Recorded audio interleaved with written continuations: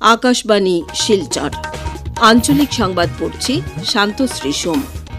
আজকের বিশেষ বিশেষ খবর হল দেরগাঁওয়ের লাচিত বরফুকন পুলিশ একাডেমিতে আজ গোয়া পুলিশের নবনিযুক্ত ৭০০ জন কনস্টেবলের দীক্ষান্ত সমারোহ। কাছাড় সহ রাজ্যে ৮টি নতুন সমজেলা সংযোজনের কাজ আজ আনুষ্ঠানিকভাবে শুরু।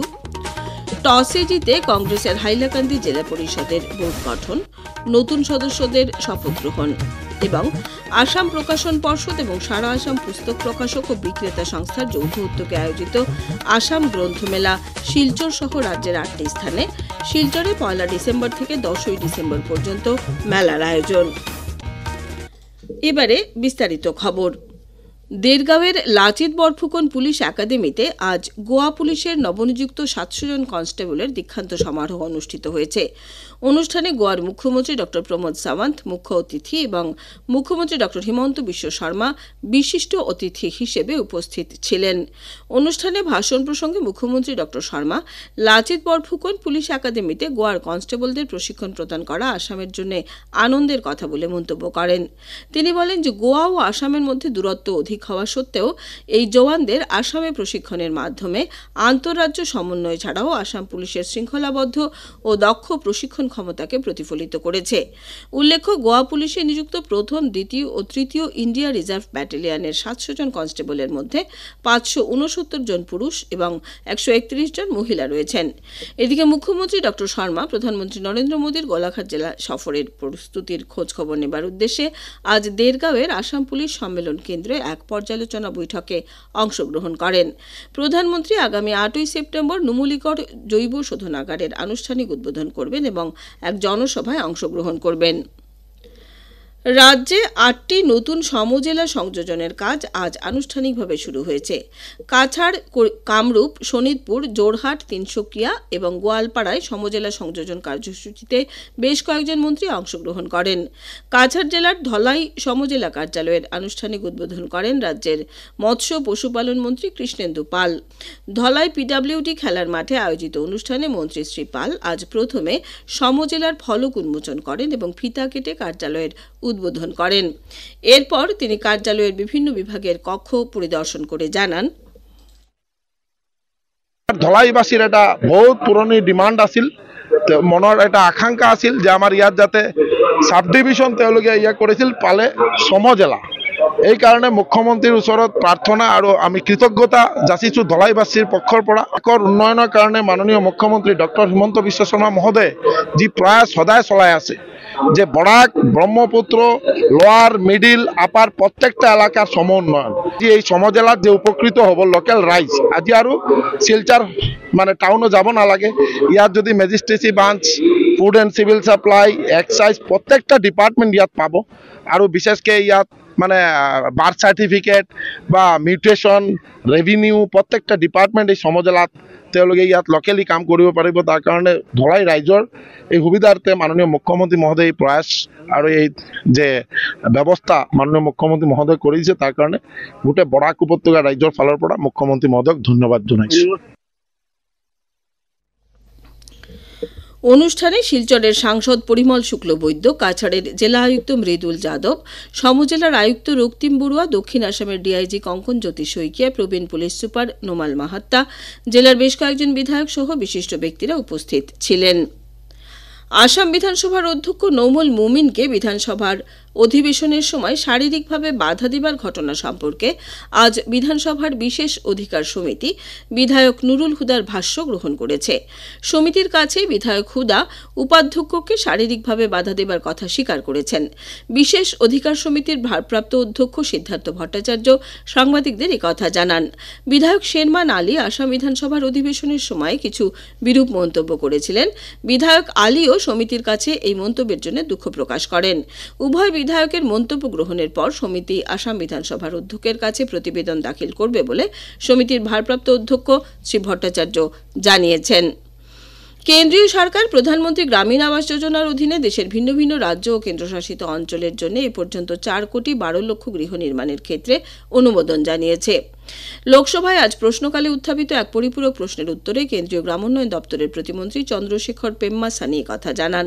তিনি আরও বলেন যে এর মধ্যে 2,90,00,000 গৃহের নির্মাণ কাজ ইতিমধ্যে সম্পূর্ণ হয়েছে। বিগত 10 বছরে প্রধানমন্ত্রী নরেন্দ্র মোদীর নেতৃত্বাধীন সরকার কেন্দ্রের প্রদেয় অংশ হিসেবে দেশের বিভিন্ন রাজ্য ও কেন্দ্রশাসিত অঞ্চলকে 2,17,00,000 কোটি টাকা দেওয়া হয়েছে। পূর্বতন ইউপিএ সরকারের কার্যকালে এই অর্থের পরিমাণ মাত্র 66,000 কোটি টাকা ছিল বলেও তিনি জানিয়েছেন। আজ আন্তর্জাতিক যুব দিবস। এই দিবসের সঙ্গে সঙ্গতি রেখে রাজ্যের 25টি জেলায় আজ থেকে 60 দিনের HIV সম্পর্কিত সচেতনতা বৃদ্ধির উদ্দেশ্যে বিস্তৃত তথ্য, শিক্ষা ও যোগাযোগ অভিযান রূপায়ণ করা হচ্ছে। এবারের আন্তর্জাতিক যুব দিবসের বিষয়বস্তু হচ্ছে বহনক্ষম উন্নয়নের লক্ষ্য প্রাপ্তির জন্য স্থানীয় যুবক যুবতীদের কার্যসূচি। এই বিষয়কে সামনে রেখে HIVর মতো প্রত্যাহ্বানকে প্রতিহত করার জন্য যুব প্রজন্মের প্রচেষ্টা হিসেবে বিশেষ কার্যসূচি রূপায়ণ করা হয়েছে। মুখ্যমন্ত্রী ডক্টর হিমন্ত বিশ্ব শর্মা আজ আন্তর্জাতিক যুব দিবস উপলক্ষে শুভেচ্ছা জানিয়ে যুব প্রজন্মকে তাদের শিক্ষা ও দক্ষতার উপর বিশ্বাস রেখে প্রত্যাহ্বানসমূহকে সুযোগ হিসেবে গ্রহণ করে রাষ্ট্র নির্মাণে অংশীদার হবার আহ্বান জানিয়েছেন। কেন্দ্রীয় সরকারের শিক্ষা মন্ত্রণালয়ের নির্দেশনা অনুসারে মাইগভ পোর্টালে স্বাধীনতা দিবস উপলক্ষে আয়োজন করা বিভিন্ন প্রতিযোগিতায় ছাত্রছাত্রীদের সর্বাধিক অংশগ্রহণ নিশ্চিত করতে রাজ্যের প্রাথমিক শিক্ষা সঞ্চালক জেলাগুলির প্রাথমিক শিক্ষা আধিকারিকের কাছে চিঠি পাঠিয়েছেন। রাজ্য সরকারের প্রাথমিক শিক্ষা সঞ্চালক সুরঞ্জনা সেনাপতির পাঠানো এই চিঠিতে এই দিবস উপলক্ষে রচনা, চিত্রাঙ্কন, রিল প্রতিযোগিতা, কুইজ সহ বিভিন্ন প্রতিযোগিতা আয়োজনের পরামর্শ দেওয়া হয়েছে। এইসবের মাধ্যমে ছাত্রছাত্রীদের মধ্যে দেশের প্রতি সচেতনতা, দেশাত্মবোধ এবং সৃজনশীল মনোভাব জাগ্রত করার প্রয়াস করা হয়েছে। আকাশবাণী শিলচর কেন্দ্রের আঞ্চলিক সংবাদ আমাদের ইউটিউব চ্যানেল AIR নিউজ শিলচরের মাধ্যমে শোনা যাচ্ছে। এছাড়া আমাদের Facebook page all India radio news Silchar এবং এক্স হ্যান্ডেল @AIR_News_শিলচরের মাধ্যমেও এই সংবাদ শোনা যাবে। খবর প্রচারিত হচ্ছে আকাশবাণী শিলচর কেন্দ্র থেকে।